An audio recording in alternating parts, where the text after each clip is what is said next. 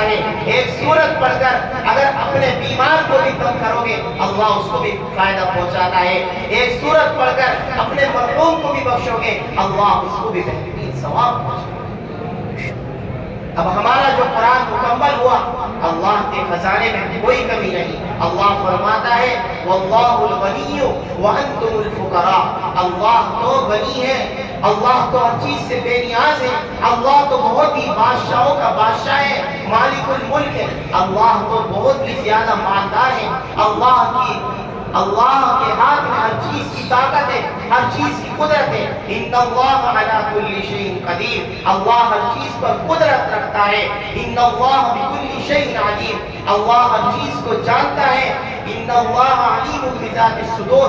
اللہ انسان کے سینوں کے بھیدوں کو بھی جانتا ہے.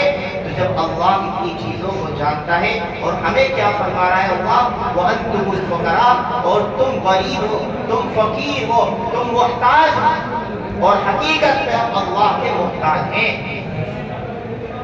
اگر ہم اللہ کی بڑائی کریں گے, اللہ کی تعریف کریں گے, اللہ کا ذکر کریں گے, اللہ کے لیے تلاوت کریں گے تو اللہ کی شان میں کوئی فرق نہیں آئے گا. اور اگر ہم اللہ کی بڑائی نہیں کریں گے, ذکر نہیں کریں گے, تو جب بھی اللہ کی شان میں کوئی فرق نہیں آئے گا. فرق کس کی اس میں آئے گا, ہمارے معاملے میں آئے گا. اگر ہم اللہ سے مانگیں گے تو ملے گا, اگر ہم اللہ سے نہیں مانگیں گے تو نہیں. واللہ الغنی وانتم الفقراء کا مطلب یہی ہے کہ اگر تم اللہ سے ثواب چاہو گے تو اللہ اتنا ثواب دے گا, اتنا ثواب دے گا. حدیث شریف میں آتا ہے ایک حروف پڑھنے کے بعد اگر مسلمان اپنے دل میں یہ کہہ دے اے اللہ مجھے اس کا ثواب دے دے, اے اللہ مجھے جتنے بھی انسان آج تک دنیا میں آئے ایک انسان ان کو بھی ثواب پہنچا دے, اللہ ان کو بھی ثواب پہنچا دے. کیونکہ اللہ کے خزانے میں کوئی کمی نہیں ہے. اگر کمی ہے تو کس کے خزانے میں, ہمارے خزانے میں کمی ہے, ہمارے مانگنے میں کمی ہے, ہمارے پکارنے میں کمی ہے, ہمارے مانگنے میں کمی ہے, ہماری دعاؤں میں کمی ہے. اگر کمی ہے تو ہمارے معاملات میں کمی ہے.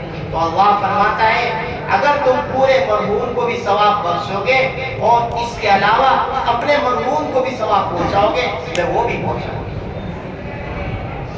کیونکہ اللہ تو دینے والا ہے, لینے والے ہمیں بننا ہے. ایسے ہی جب قرآن ہم نے پڑھ لیا, ہم نے سن لیا, اب ہمیں غور کرنا ہے کہ ہم جو رمضان کے بعد کا معاملہ ہوگا اس میں ہم قرآن پڑھ پائیں, قرآن کو اپنے سامنے رکھیں, پڑھتے رہیں, اپنی دکان پر جائیں, جن کو پڑھنا آتا ہے پڑھیں. کوئی مسلمان ایسا نہیں جس کو قرآن نہ آتا. بہت سے مسلمان ایسے ہوتے ہیں جو قرآن کے پڑھے ہوئے نہیں ہوتے لیکن پھر بھی انہیں کچھ صورتیں 10 صورتیں یاد ضرور یاد ہوتی ہیں. کوئی مسلمان یہ نہیں کہہ سکتا مجھے الحمد شریف کی سورہ فاتحہ یاد نہیں. کوئی مسلمان یہ نہیں کہہ سکتا مجھے چاروں کل یاد نہیں. کوئی مسلمان یہ نہیں کہہ سکتا مجھے کچھ بھی یاد نہیں. حقیقت یہ ہر مسلمان کو یاد ہوتی ہے. ہاں, جو مسلمان نماز سے بھی دور ہوتا ہے, جو مسلمان دین سے ہی دور ہوتا ہے, جو مسلمان مسجد سے بھی دور ہوتا ہے, اس کا تو یہاں پر سوال نہیں, لیکن اکثریت مسلمان کو یاد ہوتی ہے جو قرآن کا پڑھا ہوا بھی نہیں ہوتا. اگر اس کو کچھ صورت یاد ہے تو اپنی دکان